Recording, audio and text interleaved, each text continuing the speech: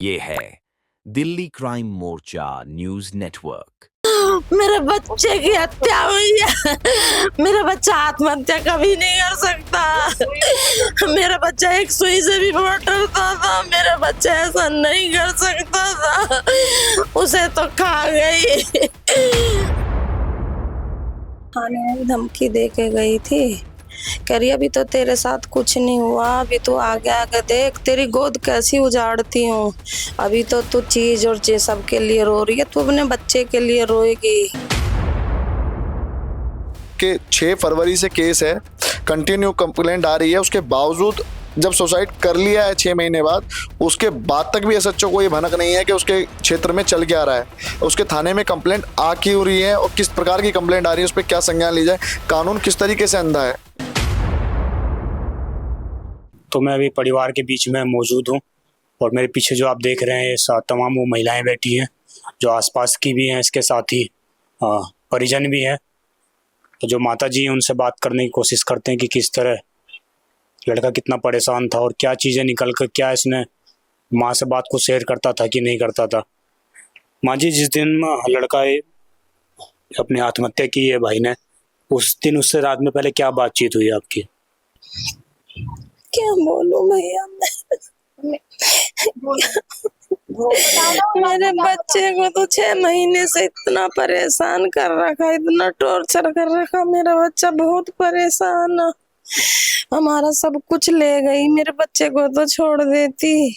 उसके पूरे परिवार ने बहुत टॉर्चर करा। मेरा बच्चा बहुत परेशान है, मेरा लाल। क्या बोला उसने रात में जब बातचीत हुई होगी? तो क्या कुछ बोला उसने ऐसा? वो रात को कृष्ण लीला हो रही ना हमारे यहाँ, तो वो मेरे को लेके आया था वहां से। तो अच्छा खासा लेके आया आराम से, बोलो भाई ने कि लेके चला जा बहन को घर। तो घर ले आया, आके उसने आराम से खाना खाया है, बातें की है जैसे करता है कि मैंने आज इतना काम किया है, आज मैं थक गया हूँ। छोले चावल बनाए थे वो खाए उसने। उसके बाद उसने मुझसे दही वगैरह भी मंगा के खाई है। फिर मिठाई निकाल के लाया खुद खा के। मम्मी ने बोला चल तू भी थक गया है, तू भी सो जा और हम भी लेट जाते हैं। वो अपने कमरे में लेट गया है। 1:17 पे भाभी अपने मायके गई हुई थी, इनसे भी बात की है आराम से। पर उसके बाद ही उसने किया है, पता नहीं क्या उसके दिमाग में क्या चला है, क्या बात याद आई है उसको। नहीं, ये तो शेयर करता था कि मैं परेशान हूँ, मुझे टॉर्चर करते हैं। वहां से फोन आता है, मांग होती है 20 लाख रुपए दो हमें तो तुम्हारा पीछा छोड़ देंगे। इस तरीके से मतलब बहुत टॉर्चर है। जेवर भी यहाँ से ले गई, पैसा भी यहाँ से लेके गई है और मतलब जितना उससे करना था उसने बहुत टॉर्चर किया, पूरे परिवार को टॉर्चर किया। परंतु लड़के को जो टॉर्चर उसने किया, आखिर में लड़का टूट गया था बिल्कुल। वो समझ नहीं पा रहा। इस तरह की बात भी सामने आ रही है कि इसको कॉल करके बोला जाता था कि मैं तेरे को छोड़ूंगी नहीं, ऐसा कुछ। वो तो मैं और बेटा दोनों गए थे, भतीजा है वो मेरा, और मैं अभी 2 महीने पहले गए थे। वो बोला बुआ मेरा कैसे करके या तो पीछे छुड़वाओ या घर बसवाओ, कुछ करो। तो मैंने कहा बेटा तू मेरे पास आ जा, मैं उसको लेके गई वहाँ। मैंने कहा तुम लोग क्या चाह रहे हो, अगर रहना है तो रहो और नहीं रहना है तो छुटकारा करो, तलाक दो। तो कहती है कि नहीं छोड़ूंगी तो नहीं, ना तो रहूंगी और ना छोड़ूंगी इसको। ये 20,000 रुपए महीने मुझे तनख्वाह मेरे को यहाँ पे देके जाए, ये बात उसने मुझसे कही।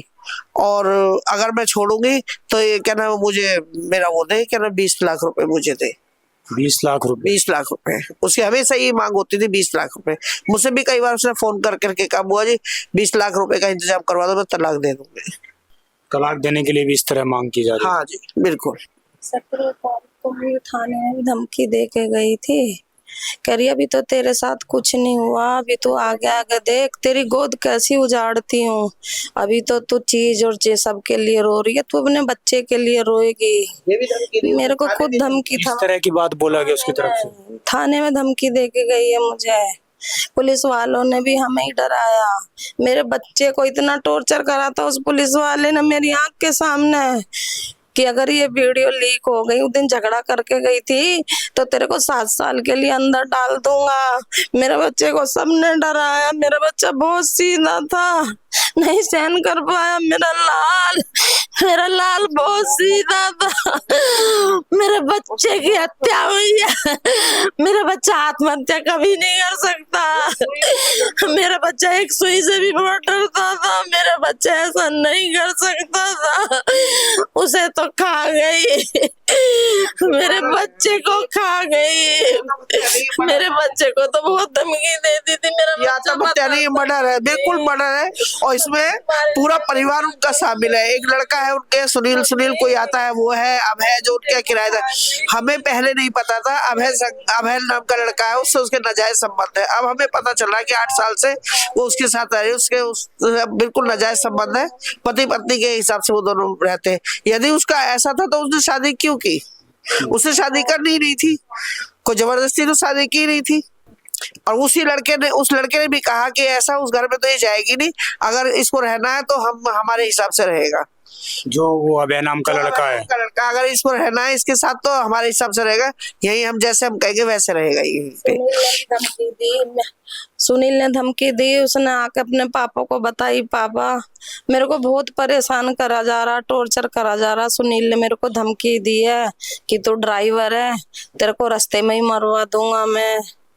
जब उसे धमकी मिली, उसने बताई, तब हमने कंप्लेंट करी, पर थाने में हमारी कोई सुनवाई नहीं हुई। कुछ भी नहीं हुआ थाने में। आईओ ने हमें डराया। जितनी बार हम गए आईओ हमें डरा के घर भेज देता कि तुम्हें जेल हो जाएगी, तुम लड़के पक्ष से हो। वो लड़की है, वो कुछ भी कर सकती है लड़की। अब तो मेरा बच्चा ही चला गया। अब मैं क्या करूं? मैं न्याय, कहीं से मुझे न्याय मिल जा, मेरे बच्चे को न्याय मिल जा, उसकी आत्मा को शांति मिल जा। मेरा बच्चा बहुत सीधा मेरा बच्चा किसी को जवाब भी दे के नहीं जानता था। मेरे बच्चे को तो कुछ नहीं पता। अभी जब भाई की बॉडी रखी थी बाहर, आप लोगों ने आई थी बॉडी, तो उनकी तरफ से कोई आया कुछ ऐसा? कोई नहीं आया भैया। हमें इंसाफ चाहिए। हमारा जवान हाथी से बच्चा गया। आज इतना बोला कोई नहीं होगा।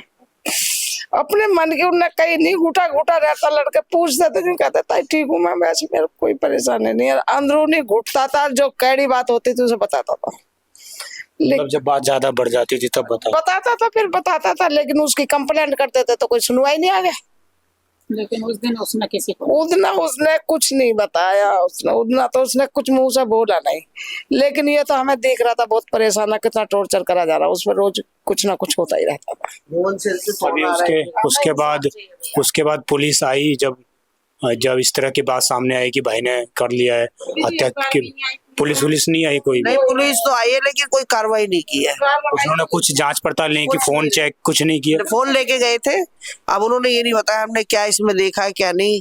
फोन लेके गए थे फोरेंसिक वाले और पुलिस वाले भी, लेकिन कुछ नहीं, हमें कोई सूचना नहीं है किसी तरह की, कोई कार्रवाई नहीं है, ना हमें कोई संतुष्टि दी है उन्होंने पुलिस वालों ने कि हाँ उन पे कोई केस बनता है नहीं बनता है, या तुम्हारे साथ हम खड़े हैं, या कोई किसी पर FIR कुछ नहीं लिखी? कुछ नहीं, अभी कोई FIR कुछ नहीं है। भाई ने कुछ सुसाइड नोट ऐसा कुछ छोड़ा था? कुछ भी नहीं। वो इतना टेंशन में था कि उसको कुछ समझ ही नहीं आ रहा था कि मैं करूं क्या।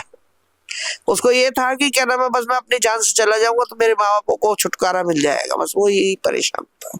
उसको ये था कि मेरी वजह से मेरा परिवार पूरा सफर कर रहा है, मेरा पूरा परिवार परेशान है। उसके दिमाग में बस यही था कि मैं चला जाऊंगा, उसको शांति मिल जाएगी। और ये 28 तारीख किस तरह की धमकी दी गई थी? धमकी दी गई थी 28 तारीख को। देखना क्या होता है, तेरे माँ बापों को घर से ही उठवाते हुए ले जाऊंगे, जेल बंद करवाऊंगे सब है। ये धमकी दी थी उस औरत ने। उनने कोई बर्दाश्त नहीं हुई। उससे 27 की रात को उनने काम कर लिया। 28 तारीख की कही, 28 तारीख को देखे क्या करवाते हैं तेरा। अरे ये कह दी तुम मेरा नहीं होएगा तो तुम्हारा भी होने नहीं दूंगे। कौन कह रही थी? वो उसकी औरत कह रही थी जिससे ब्याह हुआ, कहीं कर मेरा नहीं है तो तुम्हारा भी नहीं होना। वो तो यहाँ 2 घंटे सिर्फ 2 घंटे रही है वो ब्याह लिया, और तमाम जेवर तमाम कपड़ा सब ले गई। मैं कल आऊंगी तो सब लेके आऊंगी, सब कुछ लेके गई। लेकिन लौट कर कहीं का कल को आ जाऊंगी ना, फोन करते रहे तो फोन नहीं उठाया, और जब फोन उठाया तो ये कह दिया गया कि मैं नहीं आ रही। सिर्फ 2 घंटे के यहाँ रहने के गुनहगार हैं हम, 2 घंटे आएंगे।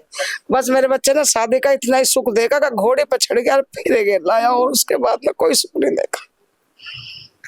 अभी भैया भरतनगर थाने में आप लोगों ने कंप्लेन की शुरू से लेकर अब तक, जब से ऐसा आपको लगा कि ये फ्रॉड केस है, उसके बाद क्या कार्रवाई की पुलिस ने? सर किसी प्रकार की कोई कार्रवाई नहीं, हमारे साथ कोई सपोर्ट नहीं हुआ। अगर कार्रवाई होती तो मेरा भाई आज हमारे बीच में होता। ये सभी कंप्लेंट मैं आपको फिर दोबारा दिखा देता हूँ, ये सभी कंप्लेंट मैंने दी हुई है। आप खुद देख सकते हैं कितनी कितनी बार मैंने कंप्लेंट दी है, वीडियोग्राफी, कॉल रिकॉर्डिंग, सबके सबूतों के साथ मैंने कंप्लेंट दी, लेकिन भारतनगर थाना एसएचओ साहब ने कभी भी इस पे संज्ञान नहीं लिया।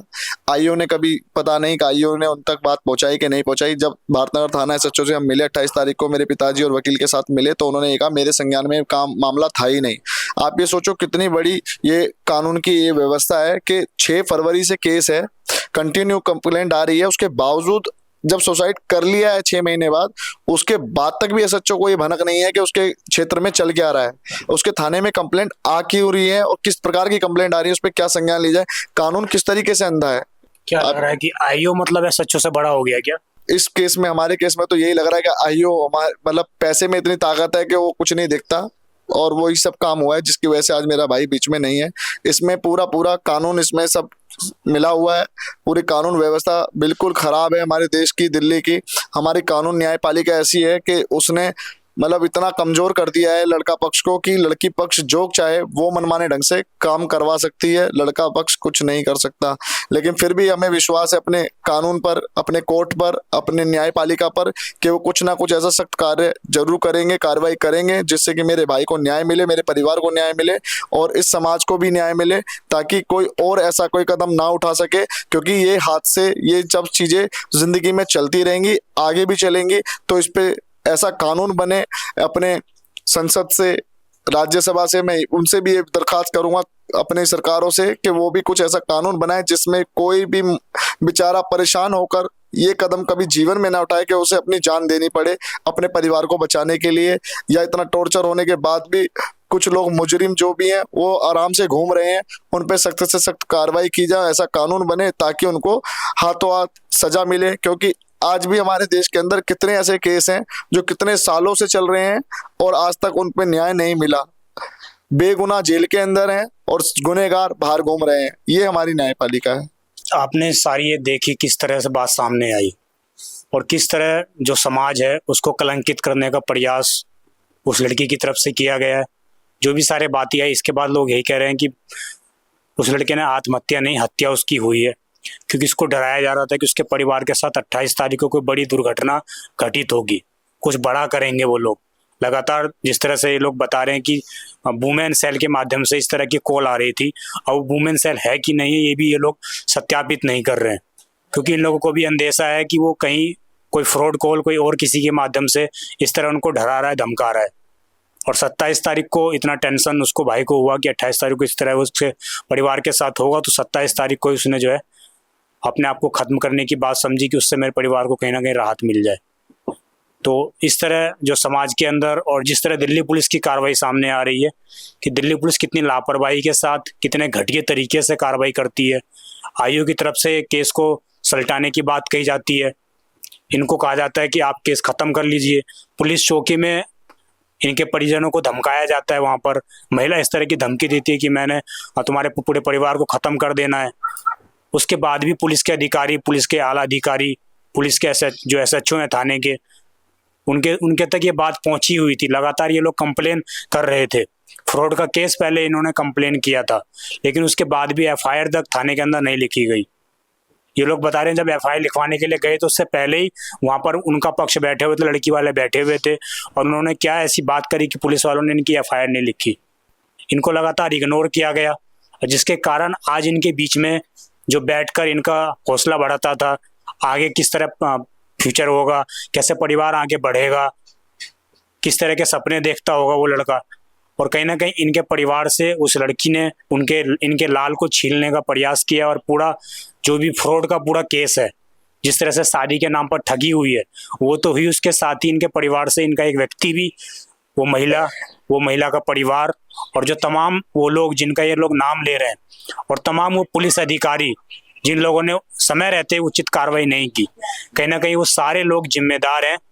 और अभी तक जब लड़के ने सुसाइड कर लिया है, उसके बाद बॉडी जब पुलिस ले गई है, फोरेंसिक टीम आकर मोबाइल फ़ोन ले गई, अभी तक उन्होंने जो है FIR तक दर्ज नहीं की है। आप सोच सकते हैं कि कितनी नीचे स्तर तक दिल्ली पुलिस के जवान और दिल्ली पुलिस गिर सकती है।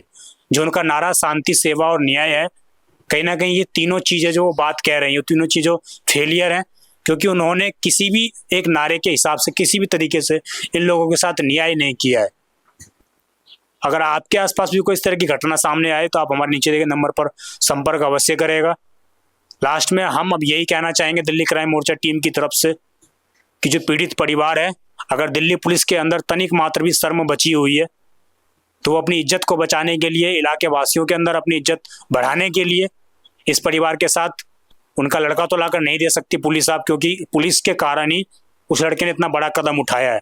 अगर पुलिस समय रहते कंप्लेन करती, समय रहते कार्रवाई करती तो इस तरह की नौबत आज नहीं आती। तो पुलिस को कहीं ना कहीं जो परिवार की मांग है अब कि उनको इंसाफ मिलना चाहिए। तो देखते हैं दिल्ली पुलिस आगे क्या कार्रवाई करती है।